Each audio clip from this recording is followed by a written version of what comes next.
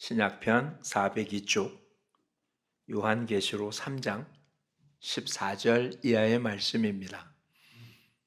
한 목소리로 같이 읽겠습니다. 라오디게아 교회의 사자에게 편지하라. 아멘이시오 충성되고 참된 증인이시오 하나님의 창조의 근본이시니가 이르시되 내가 내 행위를 아노니 내가 차지도 아니하고 뜨겁지도 아니하도다. 내가 차든지 뜨겁든지 하기를 원하노라. 내가 이같이 미지근하여 뜨겁지도 아니하고 차지도 아니하니 내 입에서 너를 토하여 버리리라. 내가 말하기를 나는 부자라 부유하여 부족한 것이 없다 하나 내 곤고한 것과 가련한 것과 가난한 것과 눈먼 것과 벌거벗은 것을 알지 못하는도다. 내가 너를 권하노니 내게서 불러 연단한 금을 사서 부요하게 하고 흰 옷을 사서 입어 벌거벗은 수치를 보이지 않게 하고 안약을 사서 눈에 발라 보게 하라. 무릇 내가 사랑하는 자를 책망하여 징계하노니 그러므로 내가 열심을 내라 회개하라. 볼지어다 내가 문 밖에 서서 두드리노니 누구든지 내 음성을 듣고 문을 열면 내가 그에게로 들어가 그와 더불어 먹고 그는 나와 더불어 먹으리라. 이기는 그에게는 내가 내 보좌에 함께 앉게 하여 주기를 내가 이기고 아버지 보좌에 함께 앉은 것과 같이 하리라. 귀 있는 자는 성령이 교회들에게 하시는 말씀을 들을지어다. 아멘. 날씨가 무척 추워졌습니다. 오늘 처음 히터를 틀었습니다. 한 달은 일찍 히터를 틀은 것 같아요. 하여튼 건강 유의하시기 바랍니다. 코로나19나 독감이나 똑같은 바이러스에 의한 모습이기에 못하나 건강을 잃으면 참으로 힘든 모습입니다. 특히 힘든 것이 병에 의한 것보다 아프면 병원에 가기가 힘들다는 것이, 그렇죠? 아픈데 아파서 병원에 가야 되는데 바이러스는 쉽게 병원에 가는 것도 쉽지 않아서 참 어렵습니다. 그러니 그런 일이 생기지 않도록 독감도 조심하셔서 올겨울 이제 시작되는 더군다나 환절기인 지금 더욱더 건강을 참 관리하셔서 올겨울 잘 보낼 수 있는 모습이 되기를 원합니다. 지금 우리가 살고 있는 이 시대를 어떻게 보면 좋을까? 예수님은 비유로 이런 말씀을 한 적이 있습니다. 아이들이 소꿉장난할 때 피리를 불어도 춤추지 않고 애곡해도 울지 않는,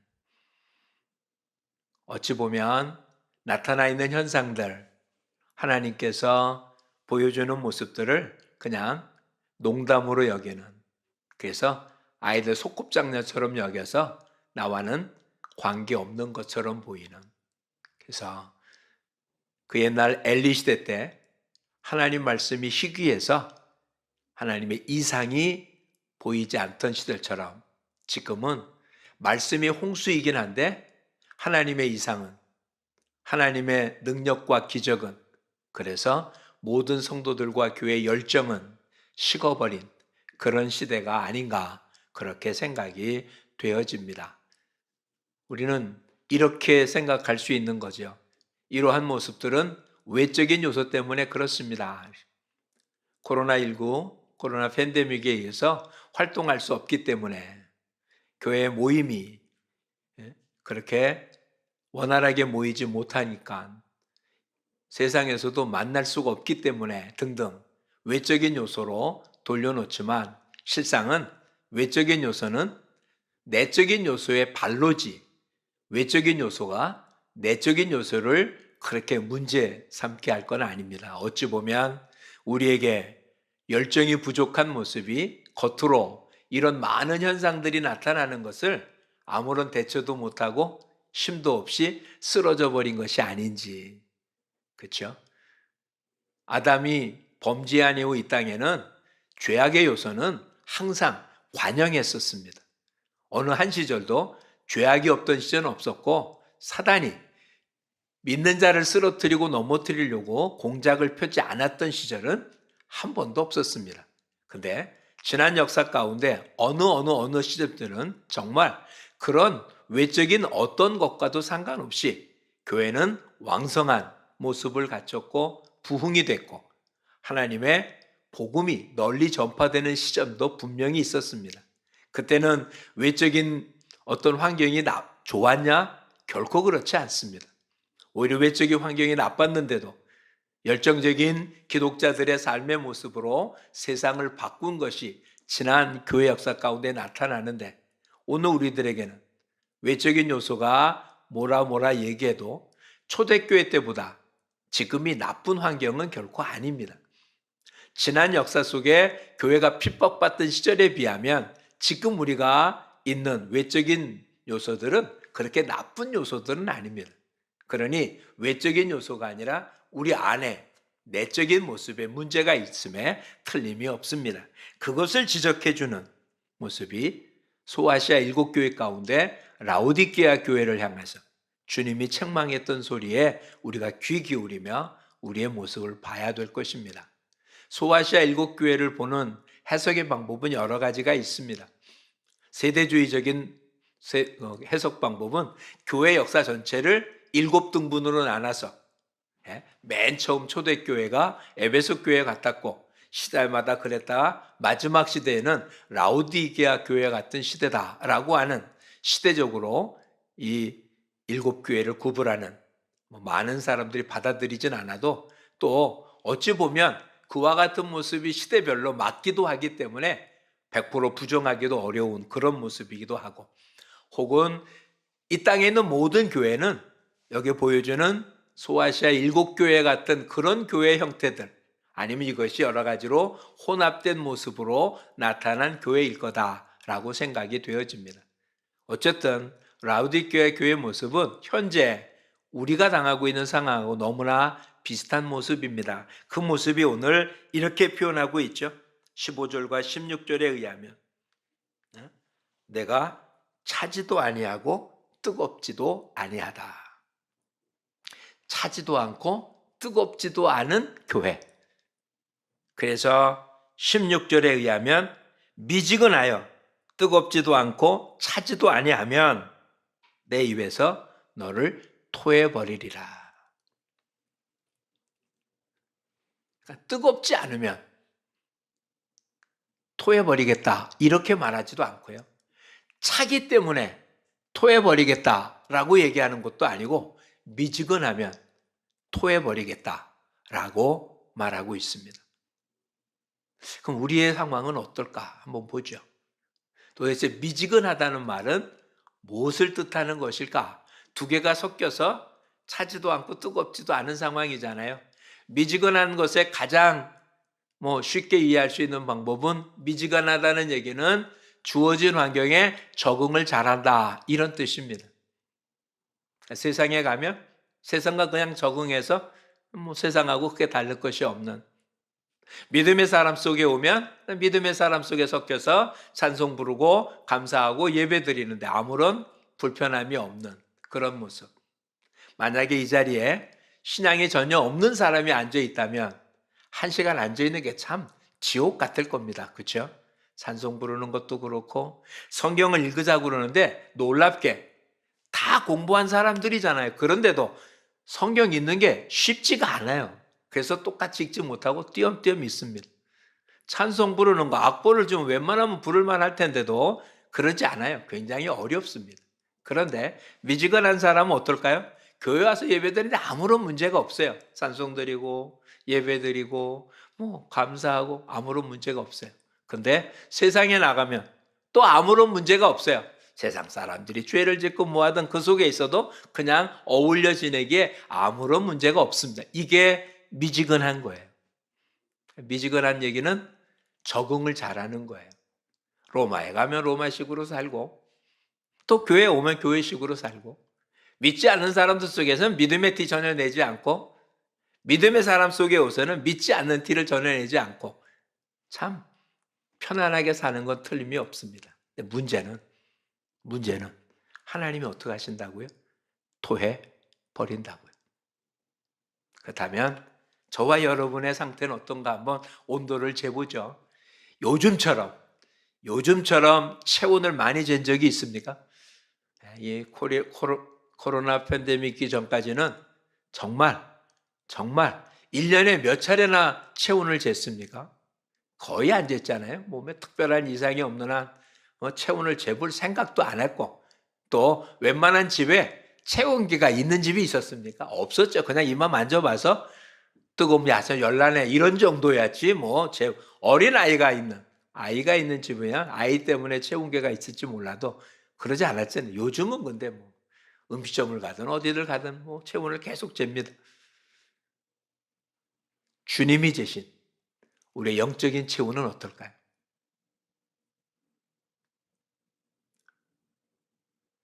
어찌 보면 이런 표현이잖아요. 체온계 앞에 딱 섰을 때 뭐라고요?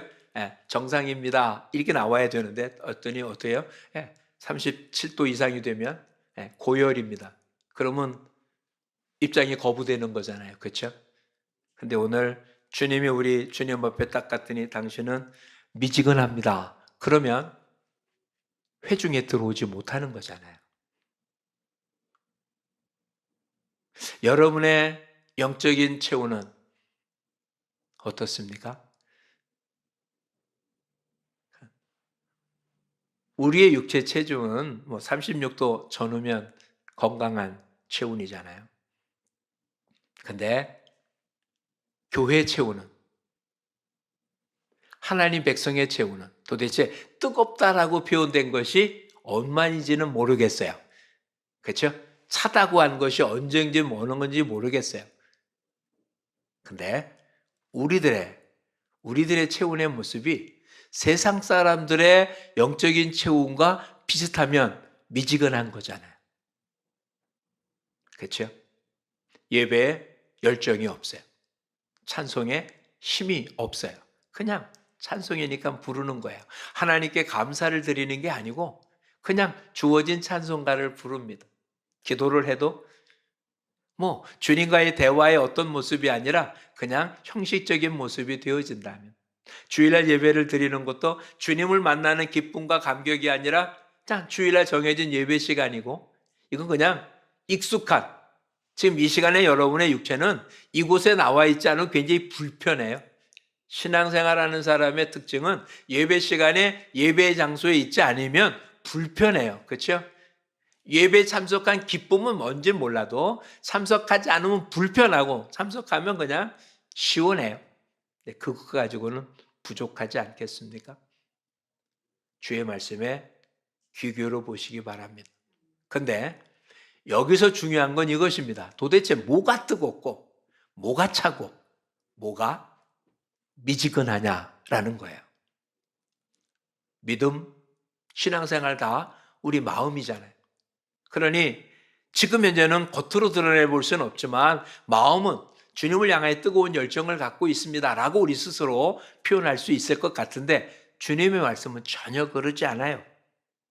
15절 뭐라고 기록했는지 보십시오. 내가 내 행위를 아노니. 뭐가 뜨거워야 된다는 겁니까? 행위가 뜨거워야 된다는 거예요. 지금 뭐가 미지근해서 토해버리겠다고요? 마음이? 갖고 있는 어떤 것이? 표현되지 않지만 가지고 있는 것, 이런 얘기가 아니에요. 내 마음을 봤더니 아유 너는 못됐다, 이런 얘기가 아니에요. 소아시아 7교회 보낸 편지 속에 모두 다 모든 교회를 향하여 뭐라고 얘기하냐면 내가 내 행위를 아노니 라고 표현하고 있어요. 칭찬을 뭐 갖고 합니까? 행위를 통해서 칭찬하고. 뭐로 책망합니까? 행위 때문에 책망을 하고 있어요. 근데 지금 라오디게아 교회는 그 행위가 어떻다고요? 미지근하다고요. 즉 우리가 하는 행위가 주님을 사랑하는지 안 하는지, 주님을 경배하는지 안 하는지 구별이 안 된다는 거잖아요. 그렇게 된 이유가 뭔지를 한번 살펴보자고. 17절 라오디게아 교인들이 스스로 뭐라고 말합니까? 나는 부자라, 부유하여 부족한 것이 없다. 부자가 천국 가기 어려운 이유를 왜 그렇습니까? 부자는 의존할 필요가 없는 존재예요. 스스로 부유하다고 생각한 사람은 의존할 필요가 없는 거예요. 뭐로 다 할 수 있으니까, 자기가 갖고 있는 부로 모든 걸 다 할 수 있으니까 부자는 의존하지 않아요. 유일하게 의존한다면 뭘 의존합니까? 자기가 갖고 있는 걸 의존하는 거잖아요. 그래서 부자가 천국 가기가 어려운 거예요. 부자라는 자체가 천국 가기 어려운 게 아니고요, 부를 숭상하기 때문에, 부에 의존됐기 때문에 하나님을 찾을 필요가 없는 거죠. 다시 표현해 봅시다. 라오디게아는 정말 부요했을 거예요. 겉으로 드러난 부요가 분명히 있었을 겁니다. 그 부는 하나의 신 축복이잖아요. 그렇죠? 그렇다면 하나의 신 축복으로 하나님을 더 열정적으로 섬기는데 사용해야 될 도구였죠. 그런데 미지근해졌어요. 다시 얘기하면 하나님을 섬기는 것은 상관없고 주어진 부를 가지고 즐기는 데만 남아 있었던 거예요. 그래서 오늘 본문이 뭐라고 합니까? 본인은 부족한 것이 없다고 그러는데 주님은 뭐라고 말합니까? 공고한 것, 가련한 것, 가난한 것, 눈먼 것, 벌거벗은 것을 알지 못한다. 또 다른 모습에서는 이런 표현이 있죠. 땅에서는 부유한데 하늘에서는 가난한 자라고 소개한 것도 있어요. 이들은 땅에서는 부유했는지 모르겠어요. 근데 주님이 볼 때는 가난한 자였어요. 헐벗은 자였어요. 수치를 가리는 자가 아니라 수치를 드러내는 자였었어요. 그래서 이 라오디게아 교회에게 권면을 합니다. 18절 같이 읽어보려고 합니다. 18절입니다. 내가 너를 권하노니 내게서 불러 연단한 금을 사서 부요하게 하고 흰 옷을 사서 입어 벌거벗은 수치를 보이지 않게 하고 안약을 사서 눈에 발라 보게 하라. 본인은 아무것도 부족한 것이 없답니다. 왜? 부요해서. 시편 23편은 뭐라고 기록되어 있습니까? 여호와는 나의 목자시니 내가 부족함이 없으리로다. 부족함이 없어요. 근데 지금 라오디게아 교회는 왜 부족함이 없습니까? 우리가 부요해서. 근데 시편 기자는 왜 부족함이 없습니까? 여호와가 나의 목자라서. 뭔가 좀 다르죠? 지금 여러분이 부요한 이유는 여호와가 목자기 때문에 부요하신 겁니까? 아니면 그래서 부족함이 없는, 근데 여러분이 가진 것이 많아서 부요하고 나는 그래서 부족함이 없다라고 여기십니까? 그러면 여호와가 여러분의 목자가 아닙니다. 여러분의 믿음 속엔 하나님이 여러분의 목자인지는 모르지만 오늘 본문에 나타난 대로 주께서 내 행위를 아는데 내 행위는 여호와가 목자가 아닌 거예요. 여호와가 목자가 아닌 사람은 어떻게 한다고요? 부족할 수밖에 없는 삶이에요. 이 땅에서는 모르지만 하늘나라에서는 부족할 수밖에 없는 사람.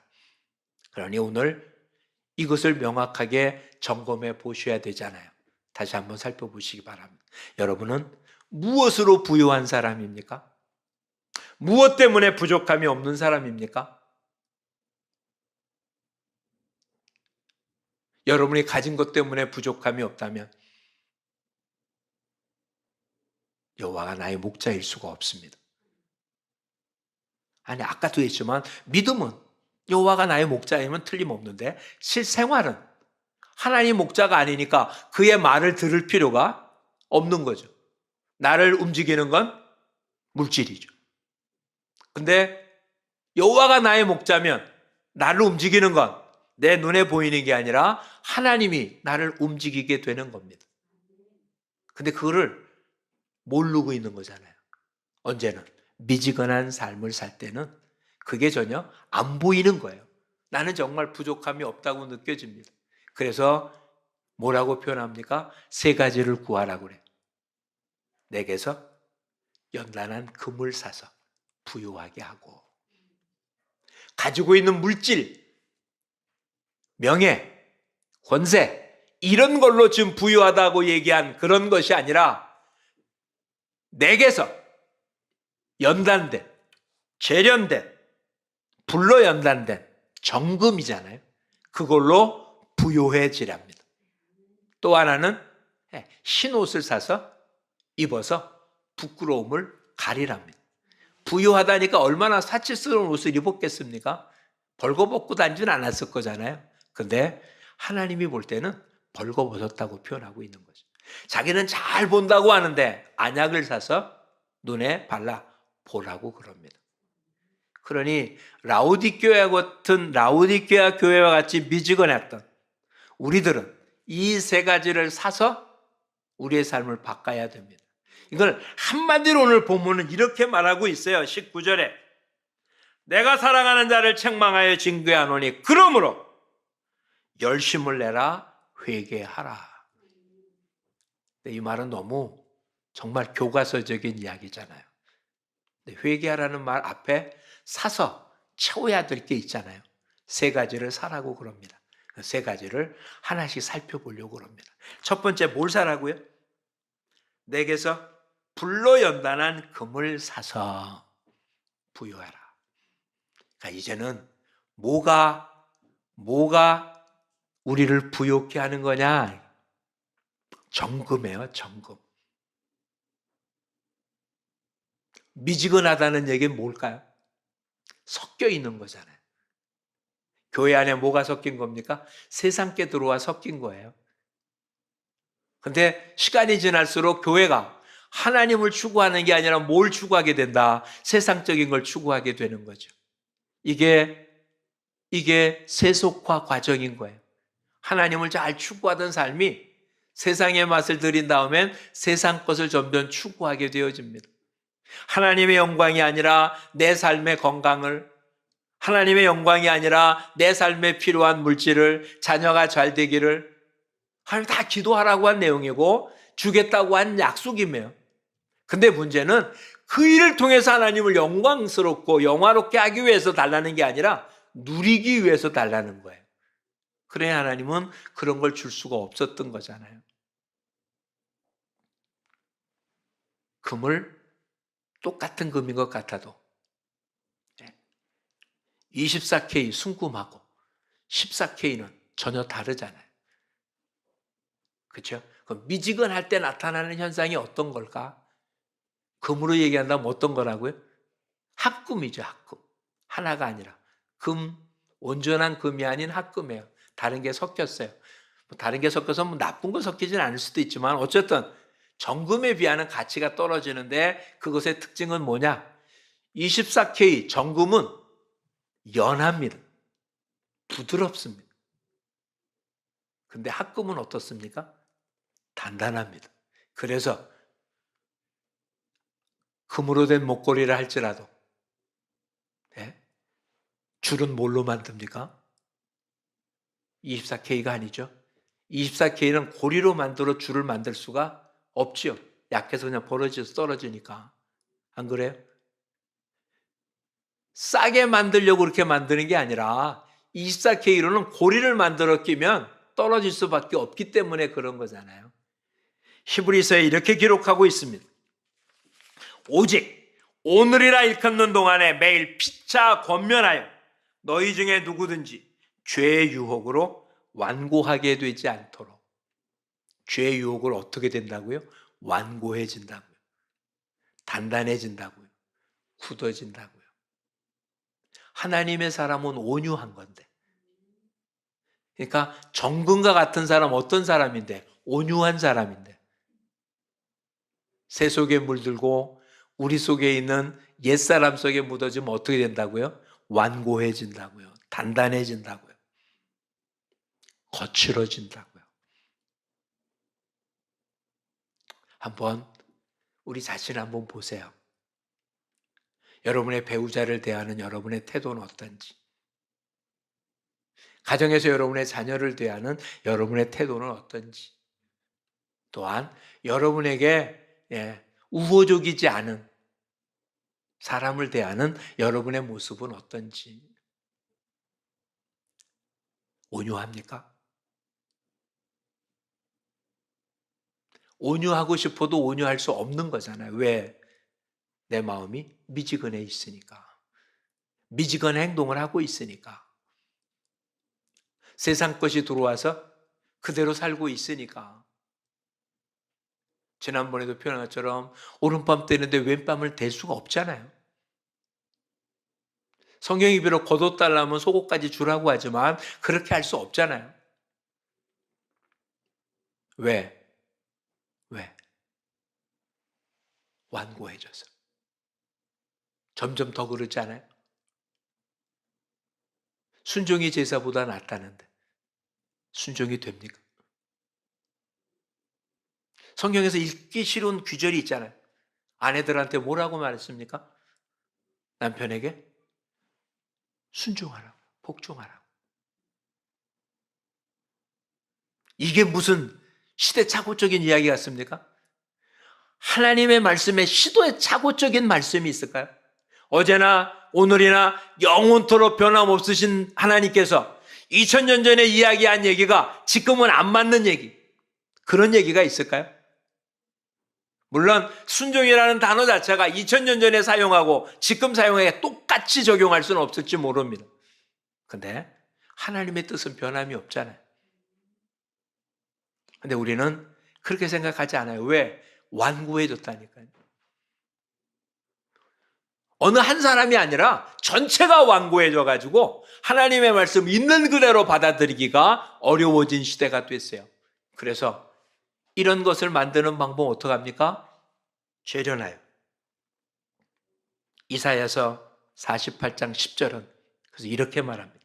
보라, 내가 너를 연단하였으나 은처럼 하지 아니하고 너를 고난의 풀무에서 택하였노라. 즉 이런 미지근한 모습을 변화시킬 수 있는 주님이 사라고 하는 것은 뭘까? 하나님 뭐로 한다고요? 고난의 풀무를 통해서 찌꺼기를 제거하게 한다. 이런 이야기예요. 여기서 이제 문제가 하나 발생합니다. 하나님의 은혜가 무엇입니까? 하나님이 거저 주시는 거잖아요. 그게 은혜입니다. 우리가 수고하고 애쓴 대가로 주는 게 아니라 하나님이 그냥 거저 주시는 거예요. 그렇죠? 하나님이 거저 주시는 거예요. 그거 없으면 우리는 아무것도 못합니다. 내가 아무리 하고 싶어도, 내가 온유하고 싶다고 온유해질 수 있고, 내가 선하고 싶다고 선해질 수 있는 게 아니라 하나님의 은혜 때문에 가능한 것입니다. 그런데 문제는 여기 있습니다. 이사야서 말씀 여러분 기억할 거예요. 너희 목마른 자들아 내게로 오라. 내게로 와서 어떻게 하라고요? 값없이 돈 없이 와서 살아. 뭔가 앞뒤 말이 안 맞지 않아요? 목마른 자들아 오라는 말도 좋아요. 사라고 해서 뭘 해야 됩니까? 대가를 지불해야 되잖아요. 근데 대가는 지불하지 않아요. 그러면 사고 파는 행위가 아니잖아요. 그렇죠? 사고 팝니까? 근데 왔는데 돈이 없으니까 안 받았어요. 사는데 팔아야 되는데 낼 돈이 없기 때문에 그냥 줬어요. 근데 그것도 사고 파는 행위입니까? 아니잖아요. 처음서부터 근데 주님 뭐라고 합니까? 와서 어떻게 먹으라고요? 사 먹되 값없이 돈 없이 사 먹으래요. 그냥 주는 게 아니에요. 분명히 값은 안 받아요. 근데 어떻게 하라고요? 사서 먹으래요. 이게 무슨 말일까요? 은혜라는 말과 이해를 하셔야 돼요. 은혜는 값없이 주신 거예요. 근데 어떻게 된다고요? 사 먹어야 돼요. 이야기를 이렇게 한번 접근해 보겠습니다. 어떤 목사님이 설명을 이렇게 표현했어요. 지난번 과테말라 다녀온 뒤에 제가 온 한 달 뒤쯤 화산이 폭발했던 사건 여러분 기억하실 겁니다. 그 뒤에 오신 목사님이 그 화산 폭발한 모습을 우리 사진을 통해서 슬라이드로 본 적이 있어요. 화산이 폭발했을 때 두 가지 반응이 나타났습니다. 똑같이 산 아래, 화산이 폭발한 산 안에 살고 있는 사람들 가운데 부유한 사람들은 다 피난 갔습니다. 화산이 폭발하자마자 문제가 생기는 게 아니라 폭발할 시간 있으면 다 광고가 되고 그들은 그 얘기를 듣고 자기 차나 오토바이나 자기가 갖고 있는 운송수단을 통해서 다 그 집을 떠나서 안전하게 되피했습니다. 문제는 가난한 사람들이었어요. 일단 그들은 나라에서 이야기하는 화산이 폭발할 거라고 하는 이야기조차도 듣는 게 늦었어요. 갖고 있는 어떤 재료가 없어서. 또한 그 사실을 알고도 그들이 유일하게 집을 갈 수 있는 방법은 그냥 걷거나 뛰는 방법밖에 없었기에 피해가 심했습니다. 자동차만 있다면 오히려 좀 멀리 떠나서 화산 용암 흐르는 것부터 피해를 줄일 수 있었는데 가난한 자들은 그러지 못해서 마을이 너무나 덮어버릴 동안 그들은 피하지 못했습니다. 똑같은 현상이 일어났다고 한번 생각해 보세요. 가난해요. 화산이 폭발한다는데 내 힘으로는 아무리 가도 이 화산 폭발 벗어날 길이 없는 사람이 누군가가 자동차를 제공해 줬습니다. 은혜죠. 나는 그 차값을 지불할 방법도 없습니다. 그러면 이제 어떻게 하면 됩니까? 그 차를 타고 떠나면 되는데 그 차를 받아놓고 안 떠나고 그 다음까지 있었다면 어떻게 됩니까? 은혜는 입었지만 화산재에 죽는 건 마찬가지죠. 그 성경은 은혜를 헛되이 받지 말래.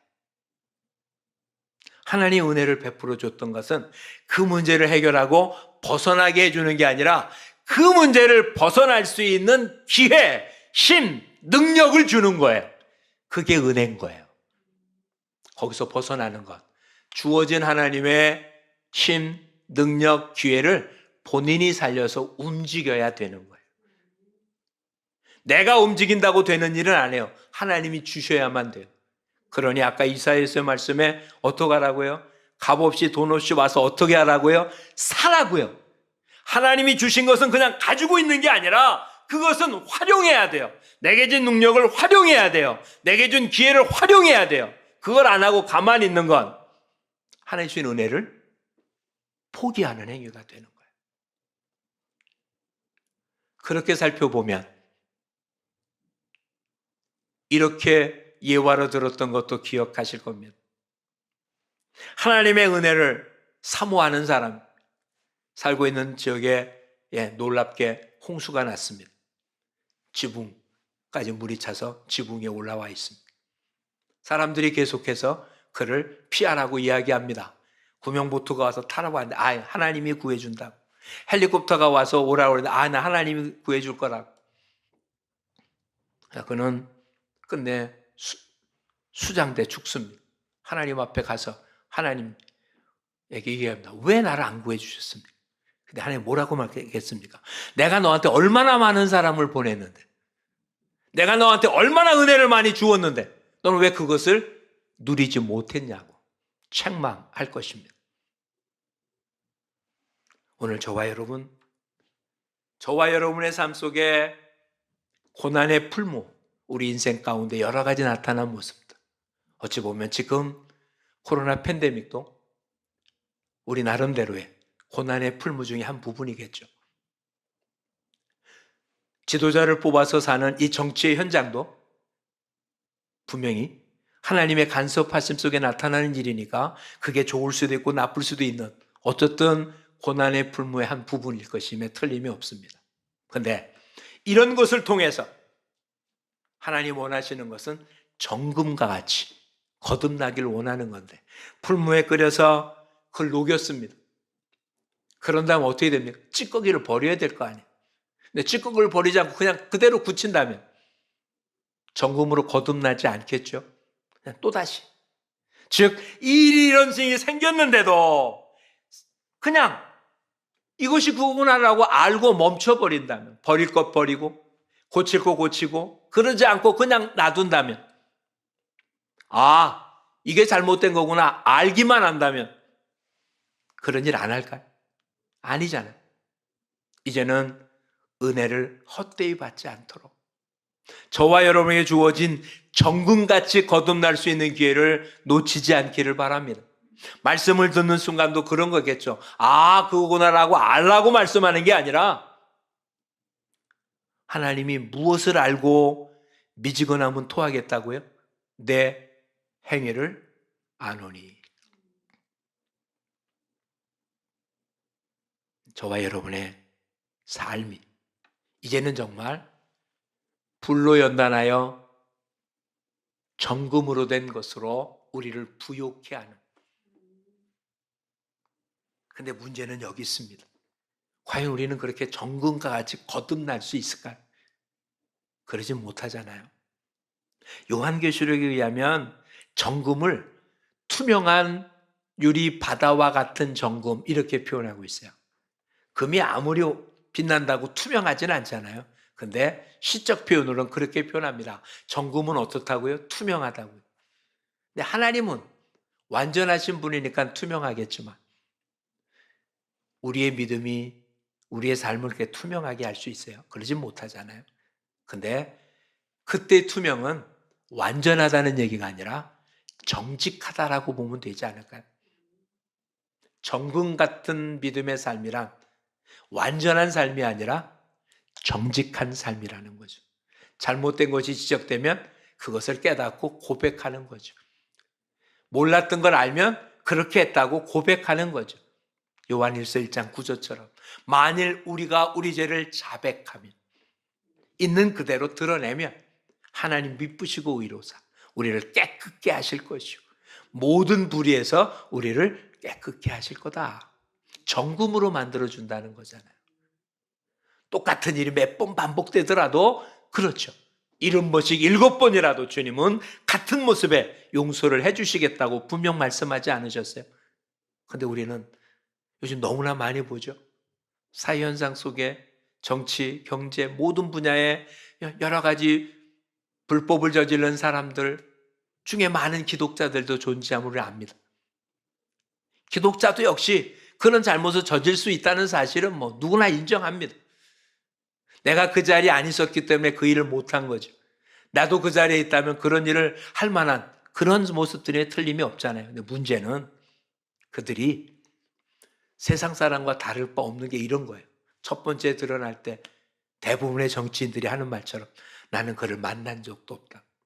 알지도 못한다.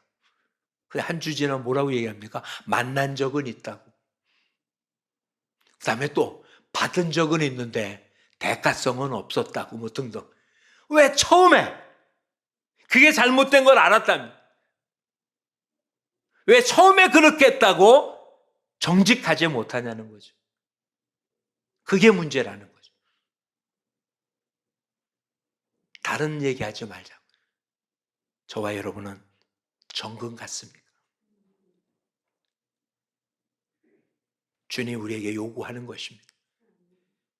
그냥 안 하면 어쩔 수 없다가 아니잖아요. 그러지 않으면 어떻게 했다는 겁니까? 토해버리겠다는 겁니다.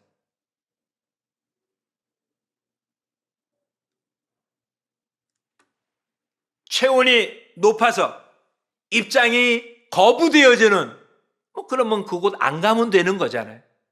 근데 오늘 본문을 그대로 적용한다면 천국 문 앞에서 거부당하는 것 아닌가요?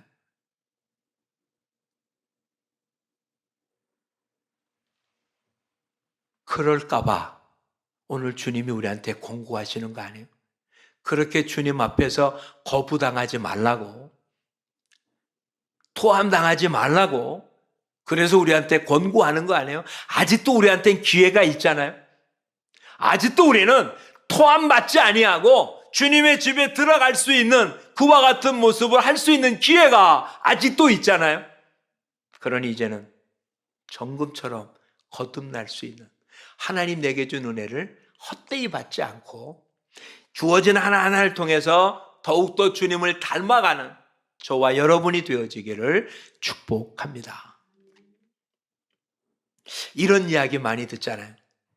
마약을 단속하는 곳에 일하는 사람들 중에 많은 사람들이 실제로 마약을 하는, 그걸 하도 많이 접한 모습에 닮아가는, 그게 현실이거든요. 그러니 여러분, 일주일 동안 여러분의 삶 속에 누구를 많이 만납니까? 무엇을 많이 봅니까? 무슨 얘기를 많이 합니까? 그러면 우리는 그렇게 닮아갈 수밖에 없잖아요. 우리의 삶의 현장이 교회가 아니라 세상이잖아요. 세상 것 듣고 보고 살 수밖에 없는 모습이잖아요. 그러니 여러분의 마음속에 주의 말씀을 묵상하고 주야로 그를 따르지 않는 한 보고 들은 것을 그대로 행할 수밖에 없는 건 당연한 것 아니겠어요? 그런 위기에 처해 있는 우리들에게 주님이 말씀하고 계시는 거예요. 19절 다시 한번 보십시오. 그러므로 내가 열심을 내라. 열심을 내라. 열심을 내라고요. 이런 세상에 살고 있는데 세상에 물들지 않도록 열심을 내라고요. 말씀을 계속 묵상하는 거예요. 그 말씀의 삶을 현실로 옮기는 거예요. 나의 이익이 아니라 말씀을 따라 결정을 하는 거예요. 이익을 추구하는 게 아니라 말씀을 추구하는 삶을 통해서 매일같이 정금으로 거듭난 저와 여러분의 삶이 되기를 축복합니다. 그리고 이제는 마음의 주님을 향한 뜨거움을 안고 있는 게 아니라 우리의 행위가, 우리의 삶의 모습이 하나님 보시기에 만족할 만큼 그렇게 뜨거운 열정을 가지고 사는 저와 여러분이 되기를 축복합니다. 찰스 핀이라는 정말 미국이 낳은 대단한 주의 종이 있었습니다.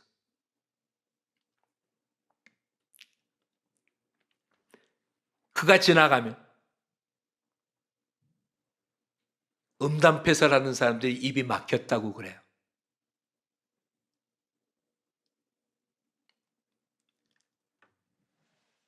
성령의 역사로 인하여 어느 공장에 가서 무엇을 하게 되면 그 공장에 있는 모든 사람들이 변화가 돼서 오히려 그곳이 예배당이 될 정도의 모습이었다고 합니다.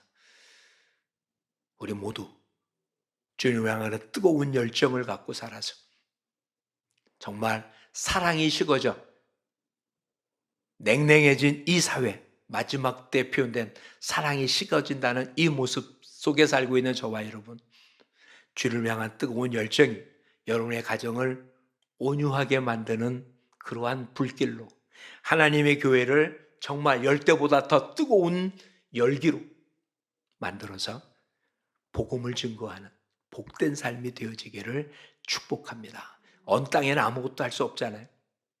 녹여진 땅에야 복음의 씨앗을 뿌릴 수 있지 않겠어요? 그런 열정을 갖고 사는 저와 여러분이 되기를 축복합니다. 그래서 불로 연단된 정금 같은 신앙으로 사는 그런 모습으로 거듭납시다. 기도합니다. 고맙습니다, 주님. 미지근하여 토해버릴 수밖에 없는 저희들인데 끝까지 사랑하시고 기다려주시고 인내하시고 또다시 권면하고 우리를 새롭게 하기를 원하시는 주님. 이제는 우리도 잃어버린 열정을 되찾을 수 있게 도와주시옵소서. 세상에 살며 세상을 닮아가는 자가 아니라 오히려 세상의 빛으로 세상의 소금으로 세상을 변화시키는 성령으로 말하는 능력을 받아 열정을 뿜는 복된 삶을 살아야 되겠기에 이제는 주님 우리한테 주어진 고난의 풀무와 같은 이 은혜를 헛되이 보내지 않아 이 일을 통하여 버릴 것 버려지며 정금으로 거듭나지는 복된 삶을 통해서 하나님께 영광을 돌리도록 이끌어 주옵소서. 예수님 이름으로 기도합니다. 아멘.